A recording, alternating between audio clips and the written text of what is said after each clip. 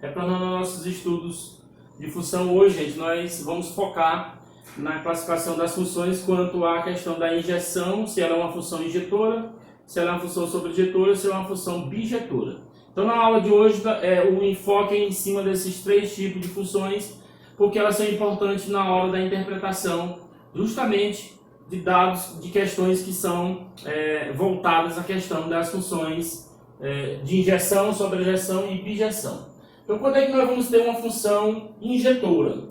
Nós vamos ter uma função f de A para B, né, um conjunto A para um conjunto B. Essa função de A para B, ela é dita injetora se ocorrer essas observações que nós temos aqui, que são ditas importantíssimas.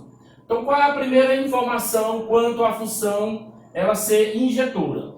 Para ela ser injetora, é necessário que os elementos do domínio sejam diferentes. E se esses elementos do domínio forem diferentes, eles vão ter que gerar valores, ou seja, imagens diferentes. Então, aqui são as imagens dele lá no conjunto de chegada, chamado de conjunto contra domínio. Se os elementos são diferentes e geram imagens diferentes, a função ela é uma função injetora. Outra coisa, outra dicasinha, domínios distintos, ou seja, elementos do domínio distintos, logicamente, pela função, para ela ser injetora, as imagens têm que também ser distintas. Então, eu coloquei aqui a representação de diagrama, né, que pode ter a situação através de diagrama e pode ter a situação através de gráfico. Então, vamos verificar as situações quanto à classificação de função injetora, tanto graficamente como através do diagrama. Então, nesse primeiro exemplo, você vê aqui através do diagrama número 1, que eu tenho uma função de A para B, uma função f de A para B. E observe que eu tenho um elemento x1 que tem a sua imagem f de x1 no conjunto B. Tem um elemento x2 que tem a imagem f de x2 no conjunto B. Então, o que você observa? Você observa que esses elementos do conjunto A, que são os elementos do domínio, eles são distintos. E eles geram também imagens distintas. Ah, professor, sobrou um elemento aqui no conjunto B. Você tem que lembrar da definição de função, que aqui no conjunto B pode sobrar elemento, que não pode é aqui no conjunto de partida do conjunto A. Então, elemento diferente gerou imagem diferente. Então, essa função de A para B, do item 1, é uma função que é uma função injetora. Nesse caso aqui, nós temos uma injeção entre as funções. Então, é uma função injetora. Vamos ver o diagrama número 2. O que diz o diagrama número 2? Veja aqui que eu tenho um elemento x1 diferente do x2. Eles são diferentes.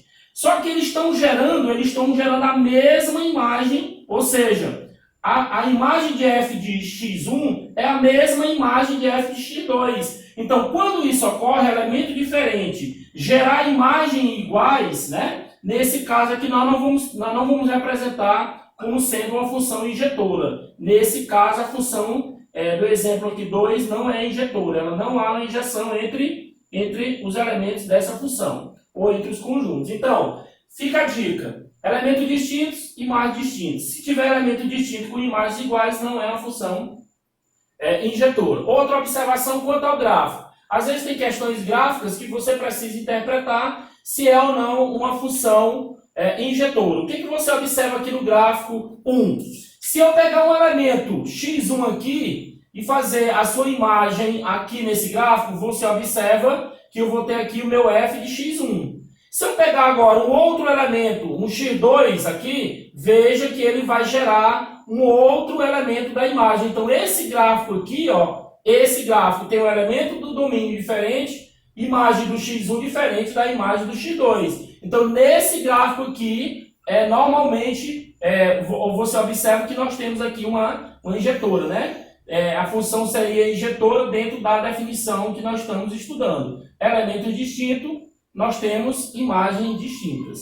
Veja que agora, para a gente identificar o exemplo 2, nesse caso é a função injetora. Se eu pegar um elemento x1 aqui e fizer a projeção dele aqui no gráfico, procurar a sua imagem, nós vamos encontrar ela aqui. Se eu pegar um elemento x2 aqui, que ele é distinto desse x1, e fizer a imagem dele no gráfico, você observa que ambos aqui no caso, eles vão ter a mesma imagem. Então, bem aqui, observe que você vai ter o f de quem? Que o f de x1 representa a mesma imagem de quem? Do f de x2. Nesse caso, essa função, como ela tem elemento diferente, mas gerou a mesma imagem aqui nesse gráfico do y, nesse caso nós não temos aqui, ela não é uma função injetora. Então fica a observação interessante. Para você saber se uma função ela é injetora graficamente, você faz um traço, uma reta paralela ao eixo x. Se essa reta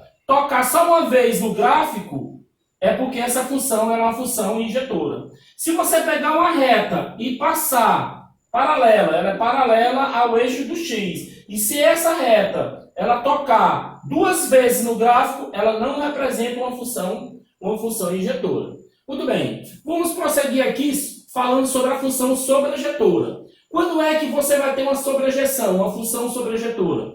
Continuo com a função f de a e b, um diagrama, através de diagrama, só que agora tem uma dica importante. Quando é que uma função vai ser sobrejetora? Quando o contradomínio da função, que é esse conjuntozinho de chegada aqui, ele for igual, ou seja, os elementos dele foram iguais ao da imagem. Ou seja, imagem igual ao conjunto de chegada. Todos os elementos da imagem vão representar os mesmos elementos do conjunto contradomínio. Então, contradomínio igual à imagem.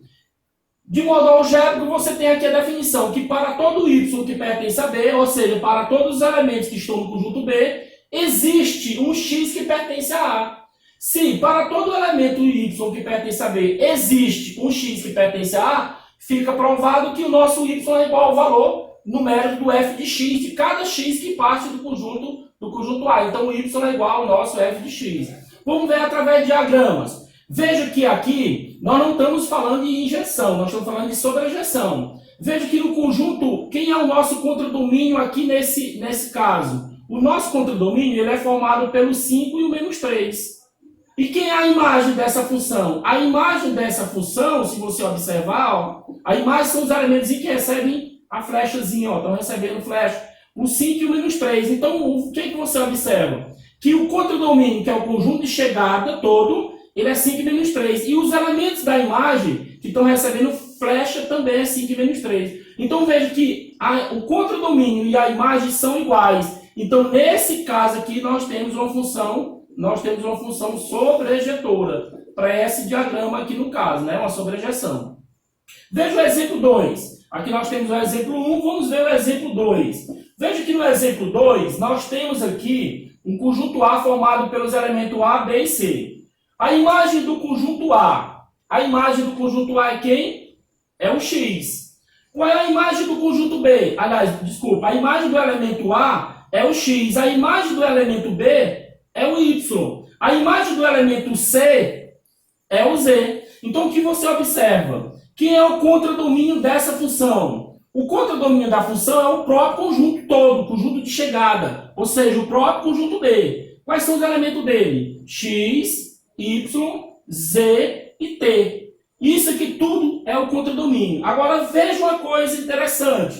Pegue a imagem dessa função representada através desse diagrama. A imagem vai ser quem? Quais elementos recebem flecha? O X, o Y e o Z. Então veja o que a gente observa. Que esses elementos do contradomínio são 4 elementos, é o conjunto todo. E a imagem da nossa função é só o X, Y e Z. Então o que você observa? Que esse contradomínio e a imagem eles são o quê? Diferentes. Então isso aqui não é uma função, não é sobrejetora. Nesse caso aqui você não tem uma sobrejeção aqui no caso da questão, sobrejetora. Muito bem. Muito bem. Vamos ver agora como é que ficaria esse gráfico da função sobrejetora. O gráfico da função sobrejetora, para você identificar quando é que o gráfico é de uma função sobrejetora, veja que eu tenho um elemento diferente. O x1 ele gerou o f de x1, o x2 gerou o f de x2. Agora, para eu saber se ela de fato é uma função sobrejetora, eu pego esse gráfico, eu tenho esse gráfico aqui da minha função f, e projeto toda a sua imagem, o seu intervalo aqui no gráfico do y. Então, observe, quando eu projeto ela aqui, vou ter que esses elementos da chegada minha aqui, ele tem o máximo de f de x2 e o mínimo de f de x1. E ele está com a bolinha fechada. Então, quando eu projeto essa sombra no eixo do y, você observa que ela fica representando como sendo o quê? Como sendo aqui o nosso contradomínio, que é onde está chegando essa projeção, e logicamente todos os elementos que eu projetar a imagem aqui nessa sombrazinha aqui, vai ter o seu elemento respectivo aqui no nosso domínio. Nesse caso aqui nós temos uma função que nós temos uma função sobrejetora. Muito bem, então, qual é a dica da função sobrejetora? Pegar o gráfico, projetar no eixo do y, verificar que todos os valores do x, ele tem imagem no y. Então, essa é a dica da função através de gráfico. E para fecharmos aqui sobre a classificação das funções injetora e sobrejetora, vamos falar da função bijetora. A própria palavra bi já está dizendo que é duas vezes, né? Então, no caso aqui, quando é que uma função vai ser bijetora? Quando ela é injetora duas vezes, ou seja, quando ela for ela tiver a injeção, né, for uma função injetora, e quando ela for sobrejetora, o quê? Ao mesmo tempo. Então é por isso que tem a palavra, a escrita dela aqui, bijetora. Ela tem que ser injetora e sobrejetora ao mesmo tempo. Então veja, se nós observarmos, qual é a definição de injetora? Elementos diferentes